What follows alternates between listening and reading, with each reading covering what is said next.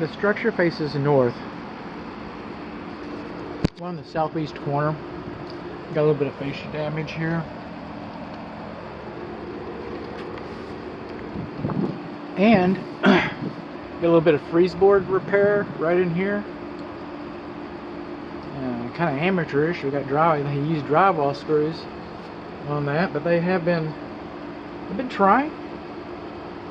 No, they've been trying. That's how we do it. Coming over here. Except we're trying to keep some varmints out, and we also got some wood rot right in here.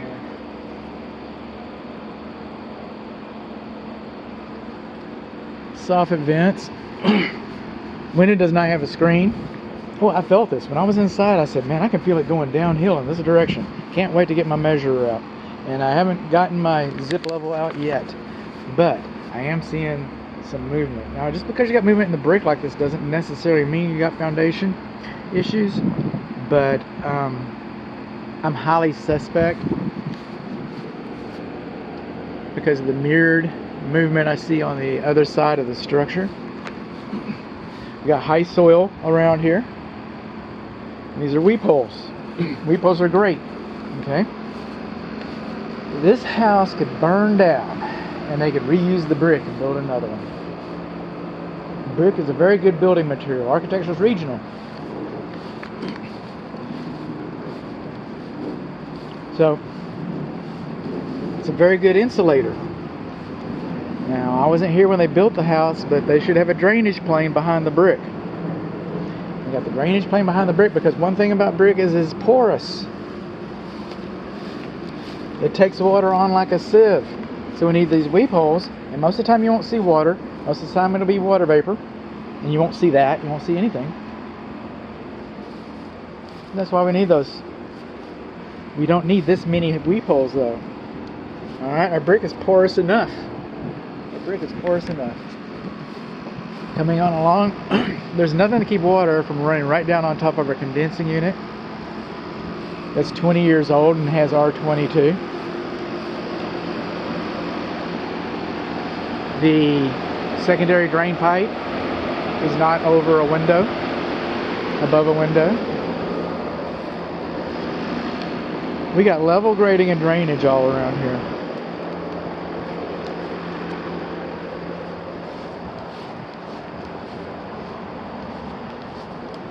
Got a little more freeze board movement up here.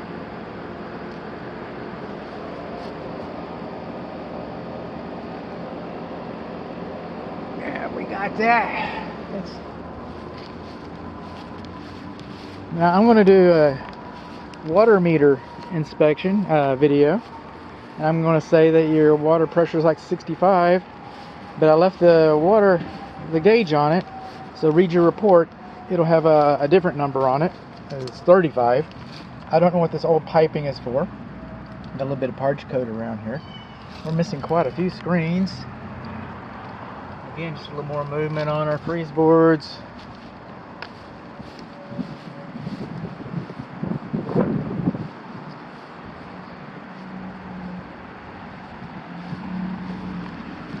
On around.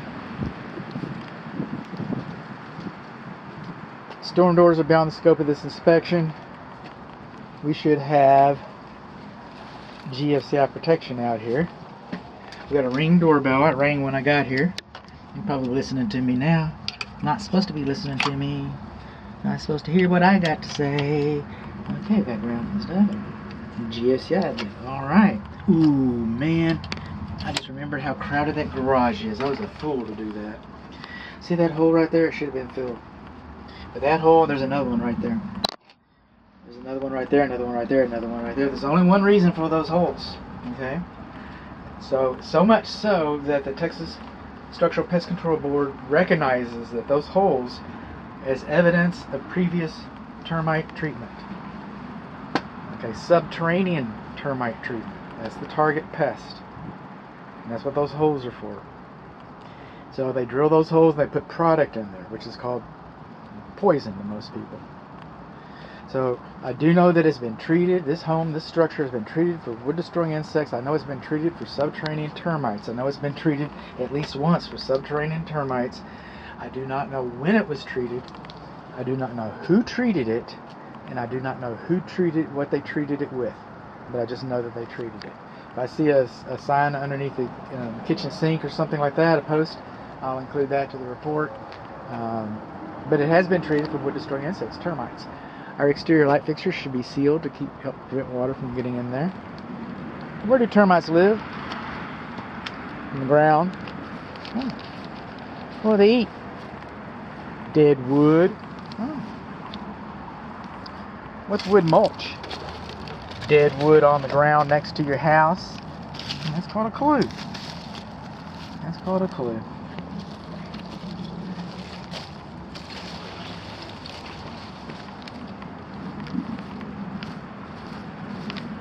Trees should not be closer than 25 feet to a slab foundation.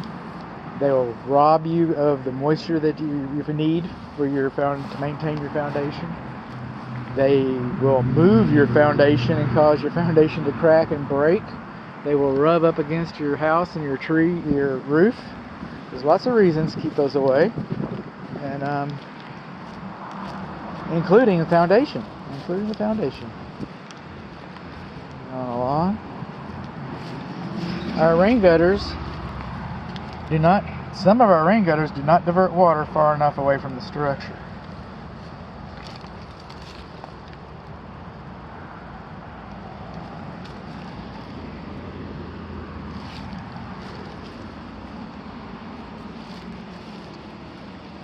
Aha! You know what this is? This is a shower pan leak. Look at that. This is a shower pan leak. And since it's leaking, the ground swells. And since the ground swells, we got another one of those beautiful cracks. Just like on the other side, the one that said that was concerning me. Look at that.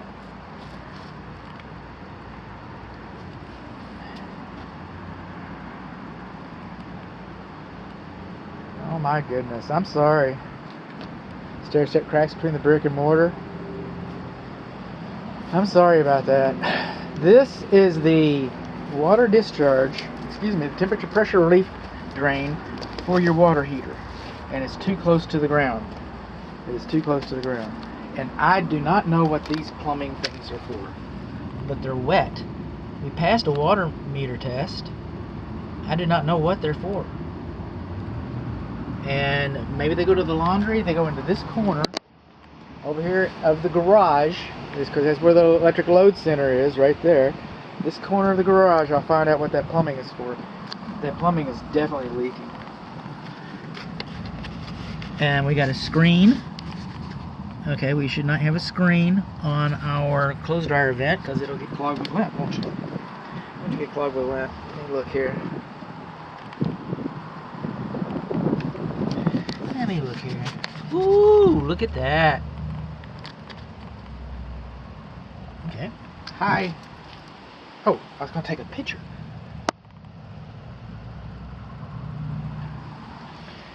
Get carried away. Paving stones are not laid out dimensionally uniform. This is beyond the scope of this inspection, but they're not laid out dimensionally uniform, and they can be a trip hazard to somebody that's challenged at night, intoxicated,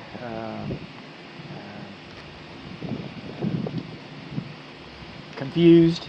It can cause a problem with somebody with limited mobility.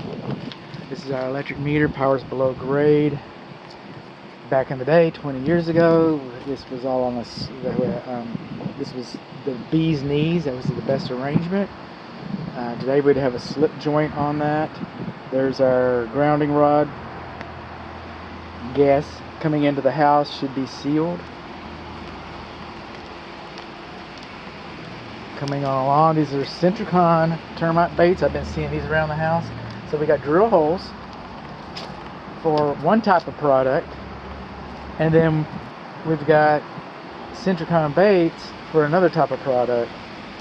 And the thing with the Centricon baits is, I mean, this could be a consumer installation or a professional installation. And also, to take into consideration with these, they train termites to come to them. This is a great system. Smells good, tastes good. Take it home to mama. They go in and the queen gets it. She gets sick. She dies. The colony collapses. Genius. Excellent warfare. Except that termites operate by pheromones. They have danger pheromones, which they probably will not indicate if they're enjoying their meal. They have sex pheromones, and they have food pheromones. And so as they go out to find something that's tasty, they leave pheromone trails so that the others can come in and get some, so the colony collapses even sooner. But if you don't maintain this, next year a different termite comes through, smells those pheromones, comes over here. You don't have anything in this bait. You don't have any bait. They're not going to just turn around and go home and go like, oh man, we gave up. We're going to go to that place next door. That's where they're going to go. Just a little bit of movement there. Okay, swimming pool gates are supposed to swing out away from the pool, not into the pool. These rails, you can use these rails as a ladder to climb on over in here.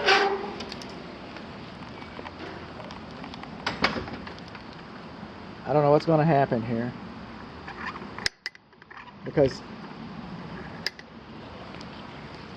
I was turning the lights on. I'm kind of jumping around a little bit. Okay, moving on. This is our courtyard. Again, soffit baffles coming in, getting the whole picture. Moving in a little closer. We got a little bit of movement against and wood rot. This siding, it's good for about 14 years. And this house is 20 years old, and it's been holding up fine. And I'm not saying that you need all new siding, but I'm saying that it's lasted about as long as it usually lasts. And having lasted that long, it's going to continue to show its age. It's going to continue this. I got a little pulling out here a little bit. We got some drill holes over here too. Huh. Yeah, we do. Yeah, we do. Yeah, we do. And you get used to seeing them, you can find them pretty easy. Okay, novelty lights should not be used in a permitted application. Second verse, same as over there. Okay, this board, was not here originally. See that board around the base? That was not here. It used to go down like this. See this? This is the way it used to go. And then why did they decide to put this board next to this, where all the wood rot's happening? What happened here? Now they put this board next to this, where all this is all, the bottom edges of all this board is all cancered up.